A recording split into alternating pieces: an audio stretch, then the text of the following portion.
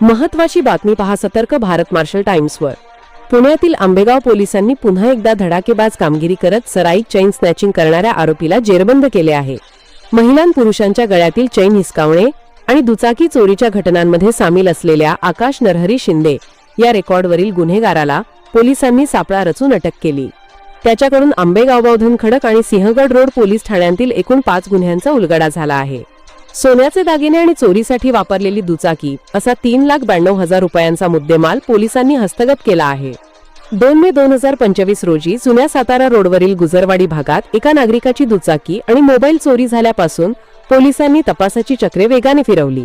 अखेर मिळालेल्या गुप्त माहितीनुसार दरी पुलाजवळ सापळा रचून आरोपीला पकडण्यात पोलिसांना यश आले। ही कारवाई अपर पोलीस आयुक्त राजेश बनसोडे, पोलीस उपायुक्त मिलिंद मोहिते आणि सहाय्यक पोलीस आयुक्त राहुल आवारे यांच्या मार्गदर्शनाखाली करण्यात आली। वरिष्ठ निरीक्षक शरद झिने आणि त्यांच्या पथकाने ही मोहीम यशस्वी केली। आपण पाहतात सतर्क भारत मार्शल टाइम्स पुणे।